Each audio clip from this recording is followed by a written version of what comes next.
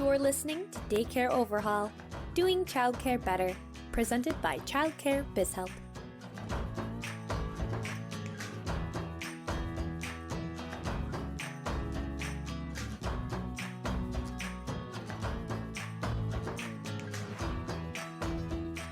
Hello and welcome back to Daycare Overhaul, where we do childcare better. I'm Justina Patterson.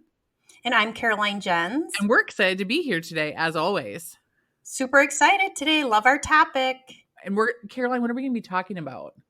We are going to be talking something that's near and dear to my heart and a topic I'm very pumped about. It's called handling stress and ways to deal with health and wellness in our personal lives and in our workplaces. Woof, that's a big topic. It is a big topic. And there's so many different pieces to it, but I think we've got a really great guest today that's going to help kind of navigate the topic. I was actually just listening to a podcast this morning on something similar, and maybe we can actually put the podcast link in our podcast description. Sure, I'm making a note. Perfect. But it was the speaker was talking about the ripple effect if we're not right, as individuals, and how if we're not paying attention to those warning signs in our health and wellness and how that will affect other people around us. So that was a really good podcast to listen to this morning before we start today. Just because I've been on this kind of like health and wellness journey, and actually I had a failed attempt last night, trying to make some healthy peanut butter cookies. Whoops. Yeah, it did not turn out good. I thought they were going to be amazing, but instead they tasted like peanut butter chalk. Ugh. You know my aversion to chalk. I do. That's why I said it. Well, I can't even think about it. I can't even talk about it. Chalk. Did they crumble or did they just not taste good? So they look amazing. They look like real peanut butter cookies, but they tasted like nothing. Did you not put enough peanut butter in them? I did, but I used like a healthy kind of peanut butter. I don't know. Well, you maybe instead of just for health reasons, instead of a peanut butter, you should just use like a nut butter, like an almond butter. Yeah, maybe that would have been, because almond butter is like better for you than peanut butter, with sugar content and that sort of thing. Maybe, and I think it still tastes like peanut butter. Maybe that would have been a better option. Like, what is this healthy peanut butter you speak of? I don't know. I don't remember the brand, but I know that it doesn't do well in peanut butter cookies. Does it taste like peanut butter normally? Does it taste okay? Yeah, it does taste like peanut butter. But I just think I got too courageous. So I've never been good at baking. And recently I made an almond cake, like a healthy version of an almond cake. And it was amazing. Like, I ate it every day for breakfast. It was so good. So you thought to yourself, like, yes, I can bake now. I can do anything. Exactly. Not the case. My husband was like, okay, no more peanut butter cookies. That is not allowed back in here. And I feel like in my head, in the grand scheme of things, if you're talking about cookies, I really feel like peanut butter are like the healthiest version. So just make normal ones. Right. I mean, obviously we know there's like tons of sugar in there and whatever, but if you want a peanut butter cookie, right, you just eat a peanut butter cookie. I know. I was going to try to rectify them by making some kind of like chocolate mousse or something to kind of put over the top with it. So you thought, as someone who you self-admitted is not a baker, should make a chocolate mousse to put on top. Yeah. A Greek yogurt and like whipped cream mixture would have been far easier than a chocolate mousse to rectify the situation. Well, I think I'm going to avoid it altogether. And honestly, hopefully our guest today is going to give us some really cool ideas about snacks. What do you think? Let's hope so. Awesome. Well, let's introduce our guest. Today we're super excited to have Jennifer Schmit here with us. Hi, Jennifer. Hi, thanks so much for having me. I can't wait to hear more about these peanut butter chalk cookies you're speaking of. Great. The whole conversation today is going to be revolving around my peanut butter cookies. I mean, do we need to share the recipe in the write-up so other people can try it and be like, yep, these are bad? Actually, that would be really fun, kind of a challenge at the end. To make the cookies see if they taste like chalk? Right. Who can make the best healthy peanut butter cookies? Okay, let's do that. In the description on our website of this podcast, we're going to link the recipe for these healthy, quote unquote, peanut butter cookies. And we want to hear from you if you try and make them and if they taste like chalk. And I'll take a picture of my cookies. And when you guys make your cookies, take pictures and share them with us. Okay, that's going to be the plan. And we're going to see if you just used the wrong kind of peanut butter or what happened. Okay, challenge is on. All right, let's get back to our guest. Now that we went down the peanut butter cookie rabbit hole. Right. So let's talk a little bit about Jennifer's background. So I'll read her bio and then we can dive into our topic. Let's do it. Perfect. So after going through her own drastic transformation, losing over 70 pounds, that's 70, holy cow, Jennifer became passionate about helping people understand the importance of their health and well-being. It was after that transformation in 2015 that she became a certified trainer through the National Academy of Sports Medicine. Since her certification, she works at a boot camp style gym, helping others transform their health. It is also that passion that makes her continue taking courses and classes for different certifications to further her knowledge in the fitness field. Fitness and health continues to be her life motivation. And on a personal note, I used to go to the boot camp that Jen was a trainer at, and I have witnessed her in action. And the only reason I don't go there now is because now I'm in Florida. So I don't get to see Jen's pretty face anymore. Super sad. I know. But Jen, so you are super inspiring and encouraging. I know we're probably going to talk about this a little later in the podcast, but I am part of your Facebook group and you bring a smile to my face every day by the things that you post and your attitude, and you're just really a blessing to know. Oh, thank you so much. I feel like that's what a lot of people do enjoy about me is that I'm relatable. I'm not somebody who was a trainer from the get-go. I'm somebody who became a trainer because of my situation. So yeah, that's really relatable is and believable. Like you're all that. I don't feel like you're putting on a show. I feel like you're just really who you are. You're being transparent, and I appreciate that so much. One thing your bio did not include, and obviously this is a childcare show, but you do have a background as an assistant director at a childcare center, so you can, relate to that busyness and the craziness of everyday childcare life, right? yeah, correct. After graduating college, that was my first real-time full job working as an assistant director at a daycare. But prior to that, I worked as a lead teacher in some classrooms for several years. So I know the childcare center morale and the busyness and craziness of that management is definitely a ball game changer for the amount of stress that you deal with and have to incur to keep that center functioning. Awesome. Well, I'm glad you have that background and that experience, and you'll be able to kind of tie in the health and wellness to your past experiences, just knowing our industry. All right. So about you mentioned, or I read in your bio that you had this drastic weight loss transformation. Again, it was 70 pounds. And so first of all, congratulations. That is a huge accomplishment.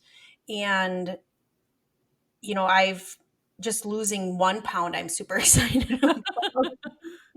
But 70, that's amazing. So what made the decision for you to commit to that change, to keep yourself going after you hit a plateau, to keep yourself motivated?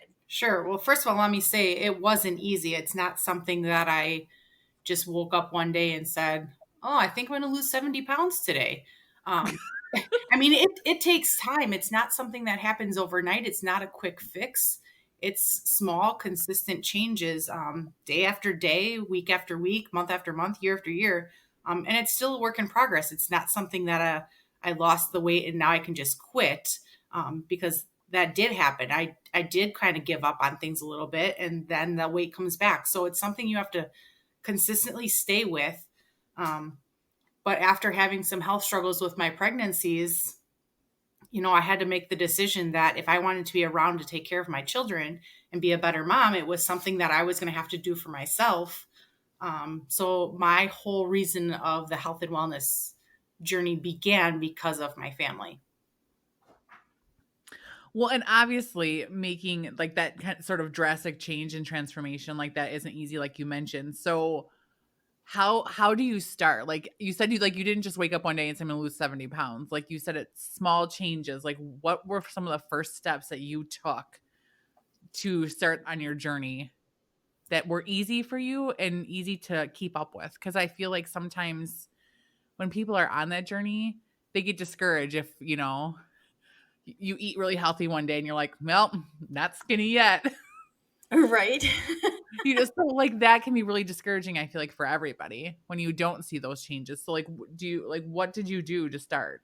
Sure. So I started by doing some goal setting and setting some goals of what I was going to do to try and accomplish that task of losing weight. Because at the time, I didn't have a set number. I just wanted to get healthy. So I set some goals for myself, something that was small, attainable, but yet challenged myself. So then once I set those goals, I had to find a place that I could go to work out. I needed that accountability. So I found a small local gym where I could exercise. And then I started paying more attention to the food that I was eating, cutting out some of the sugar that I was eating, stopped drinking the soda, focusing on some of the mental wellness aspects of really caring for myself first. Of course, it didn't come off right away, and so that does get discouraging. And so um, you just have to keep pushing through and knowing that you got to stay consistent. And the consistency of day after day, week after week, month after month, is what gets you there. And then just remembering why you started when you're having a bad day or when things aren't going your way or when that scale number isn't changing. I've thrown out my scale. I don't like to step on the scale because for me, it becomes a fixation. Right. So you have to find what works for you. Is it like how you feel, how your clothes fit? Just like looking at yourself in the mirror. Do you like what you're seeing? That type of thing versus like what that number is on the scale. Well, and I guess really numbers can be deceiving. Very true. Everyone's like muscle weighs more than fat. So like if you're actively working out, you're probably burning fat but gaining muscle. So those numbers might not be changing how you like them to. And I think that can be like super demotivating. Is demotivating a word? I don't know. But that could be like a totally like a journey stopper for some people to be like, oh, well, the numbers aren't changing in my direction. I'm just going to give up. Yeah, usually we tell people that you're gonna probably gain weight before you lose it, just because that muscle does weigh more. So you may not see those numbers go down versus you may see them go up at first, but you're gonna notice other pieces. Your energy is gonna be more. You might be able to sleep better. You're just not gonna have that mental fatigue during the day type of changes that you'll see more so than that scale number. Well, do you have any advice for someone that maybe wants to make a change but is having a hard time starting or staying motivated? I would say dig deep into why you want to change and make that change in your health. Like, what's your reason behind that?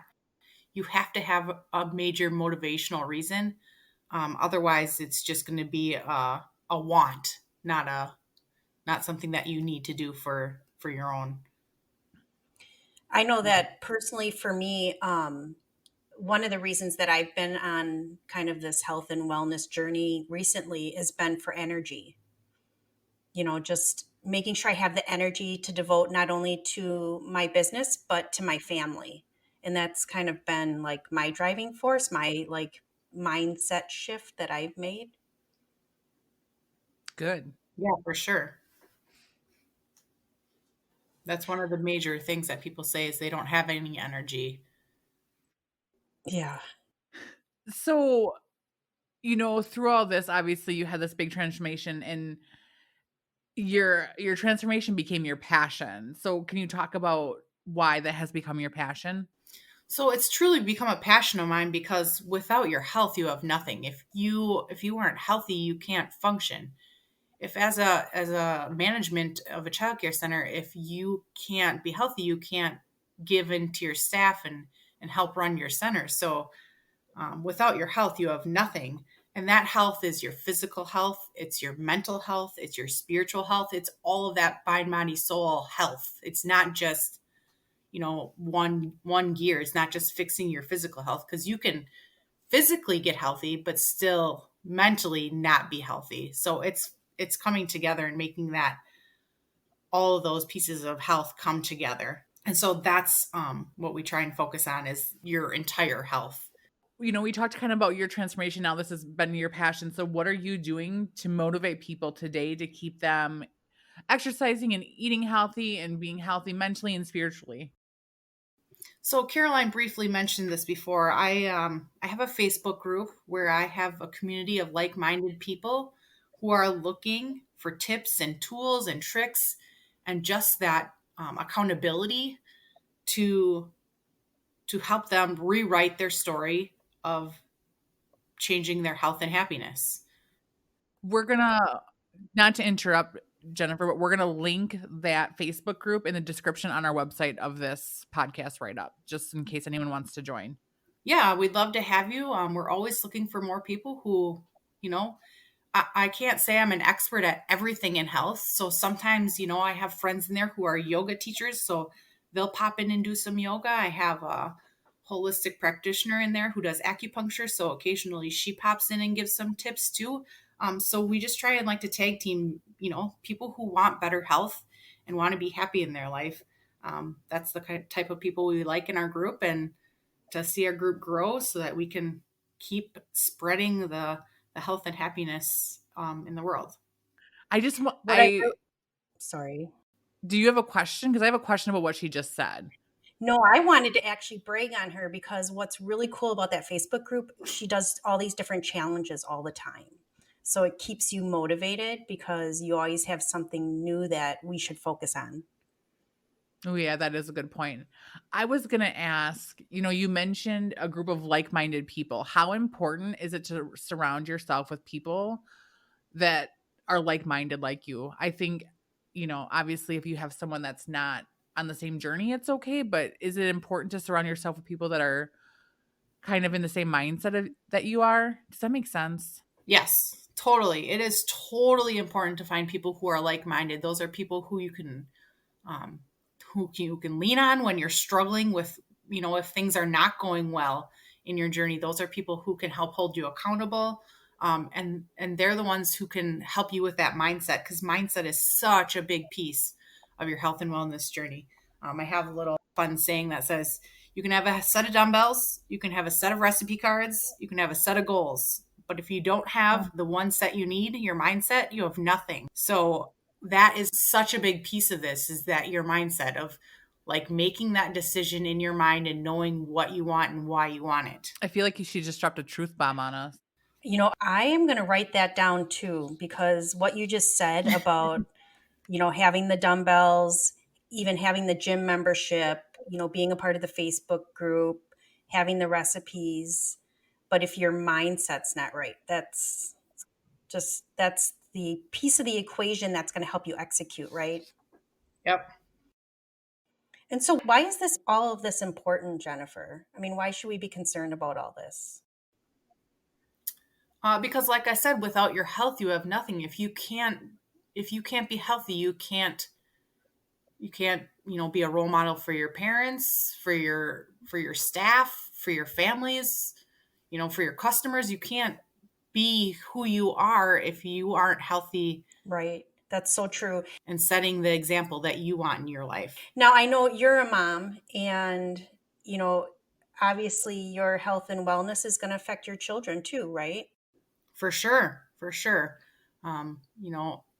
Oftentimes my kids will decide to do a workout in the backyard, and most kids don't come up with crazy things like that, but when you're a trainer as a mom, they come up with all these fun things to do. But then they also take that piece of, oh, I probably shouldn't eat that, right, Mom? That's probably not very healthy for me.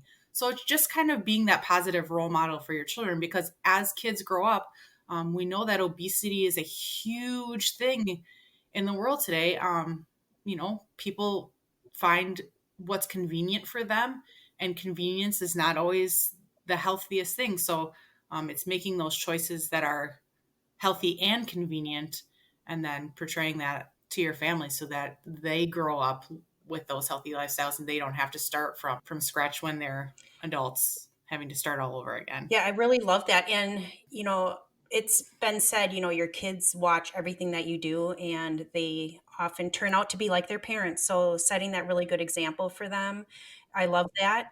And if you just kind of equate that as to a director of a childcare center, you know, if me as the center director, if I am displaying to my staff that I believe that health and wellness is super important, if I'm actually being that role model, that will hopefully then rub off on my team.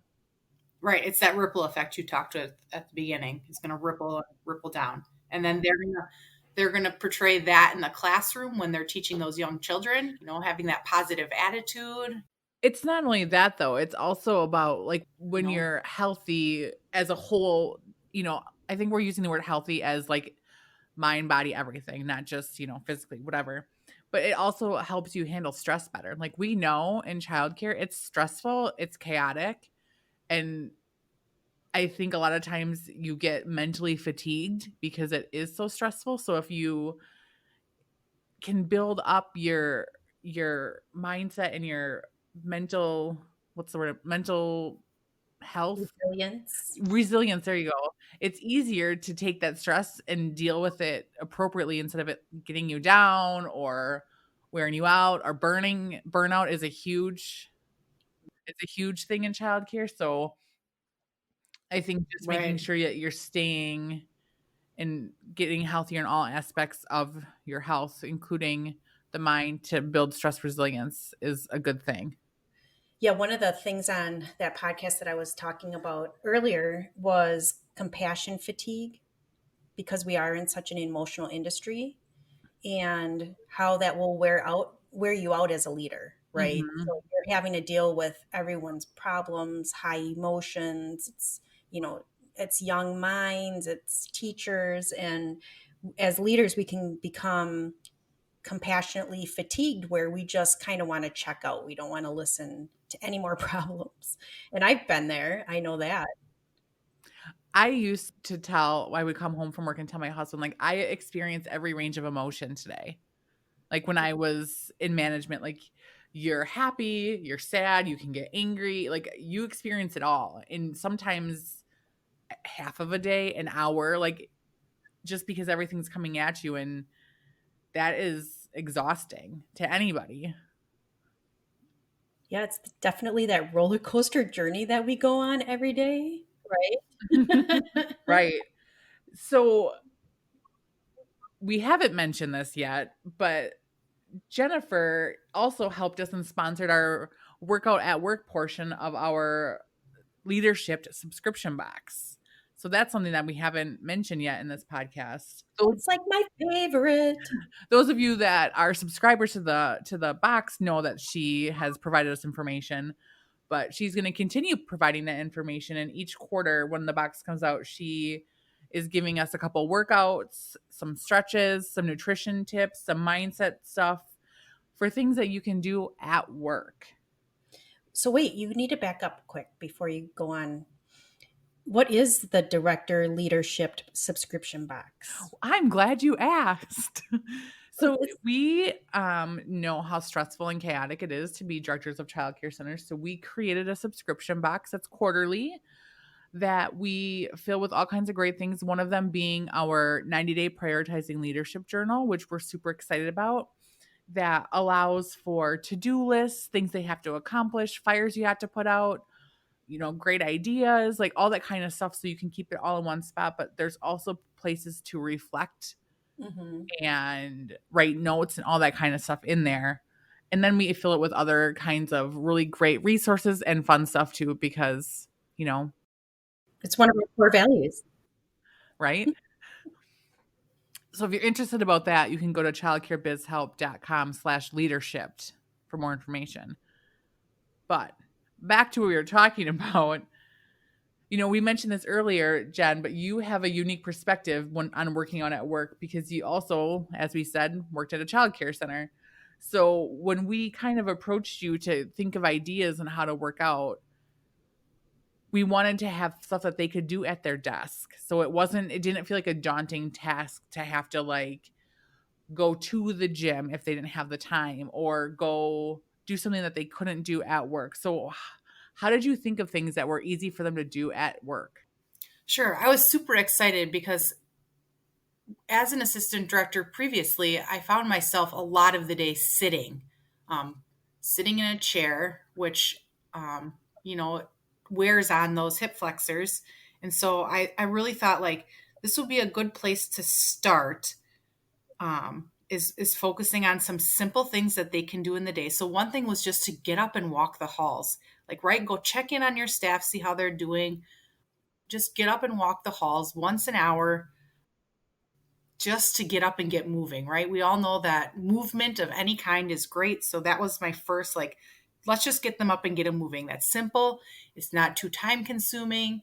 And it's something that they should be doing anyways, just to check in or see if somebody needs something or, they're giving somebody a break anyways. So they're getting up and they're getting moving.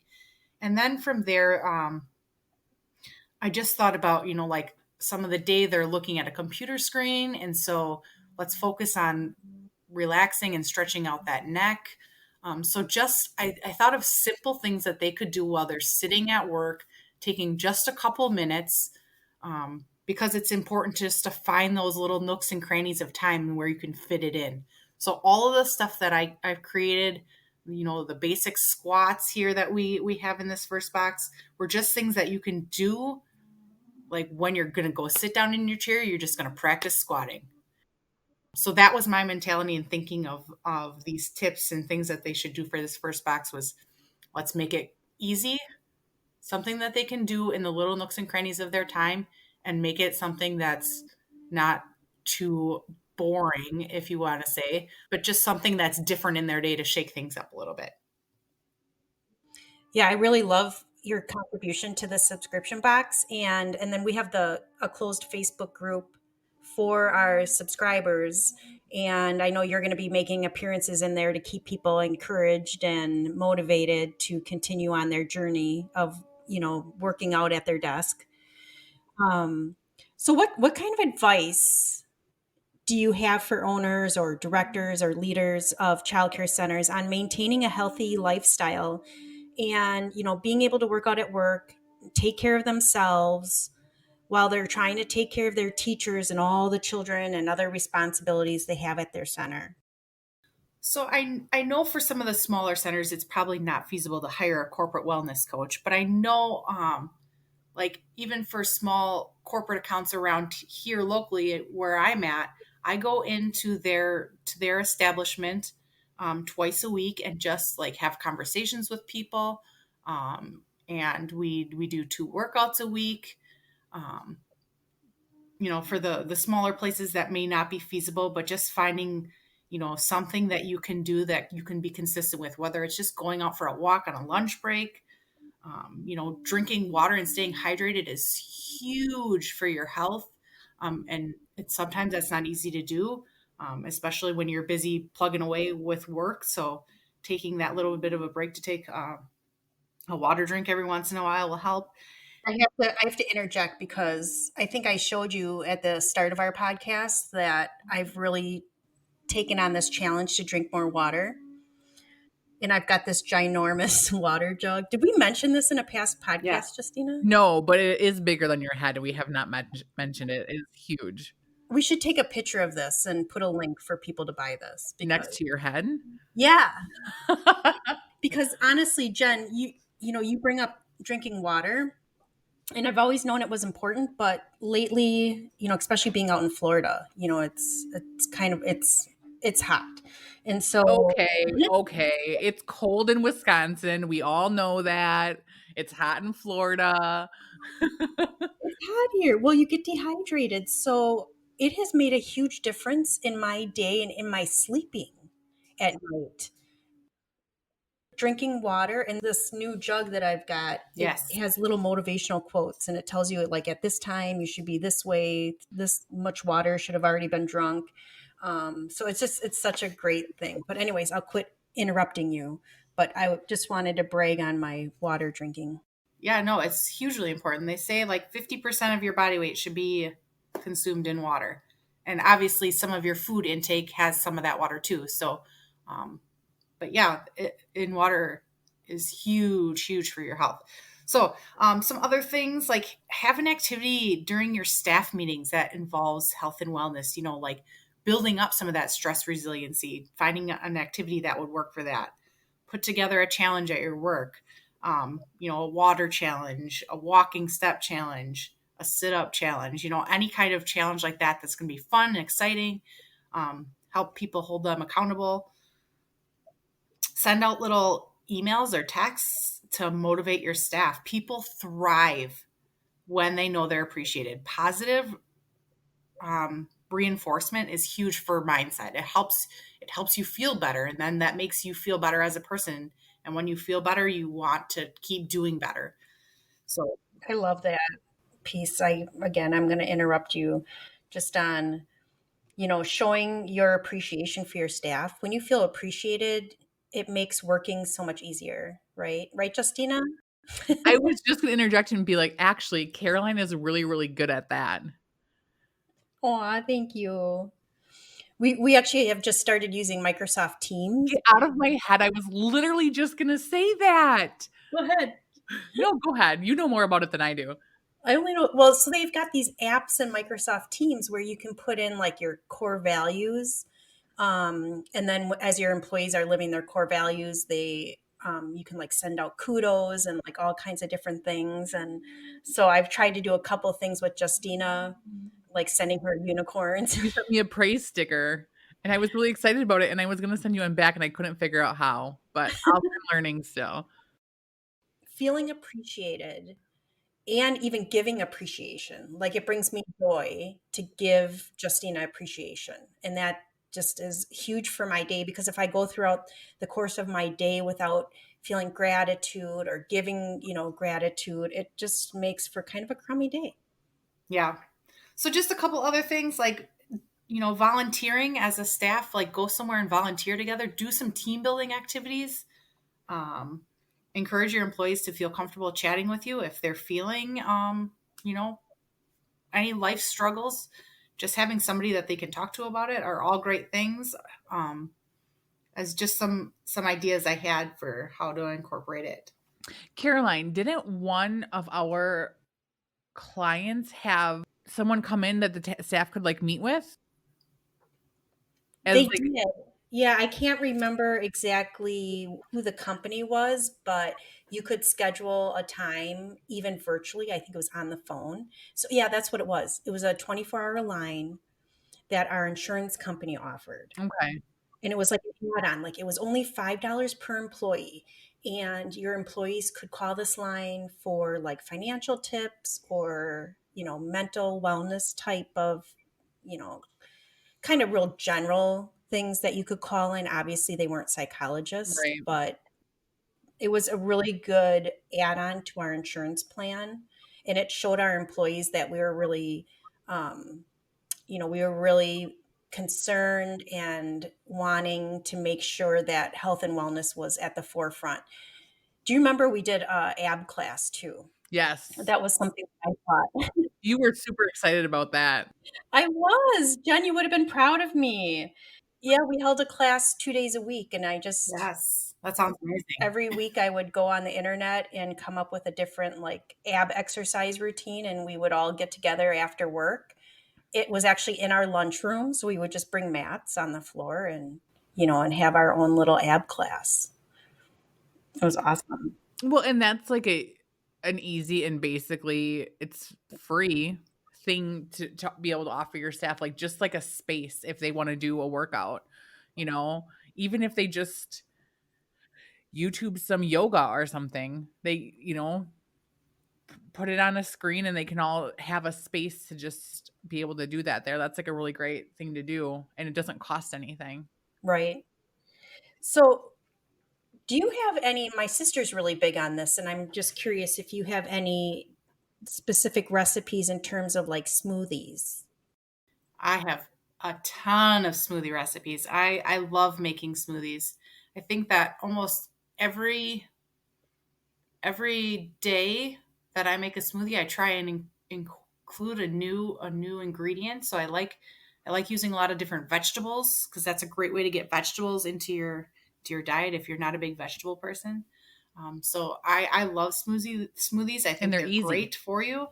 Um, um, and they're super easy.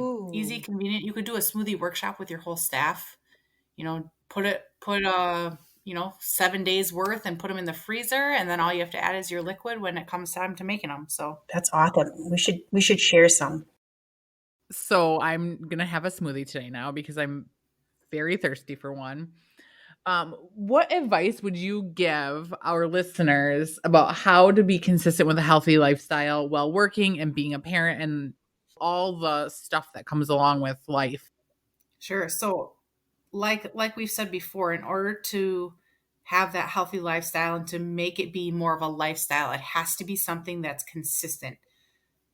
Start with small, simple things and then build on them. You can't just say like, I'm going to not eat any sugar now ever again.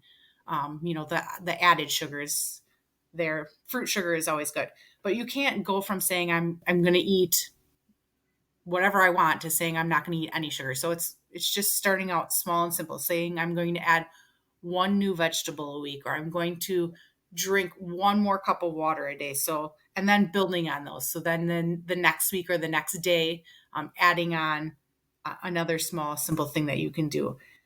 Asking someone to change their whole routine is not going to is not going to work. It's going to make it feel daunting. It's going to make it feel like it's too tough and it's too big of a struggle. So, and that's when people give up, when things are too hard, it's too complicated, it's too expensive.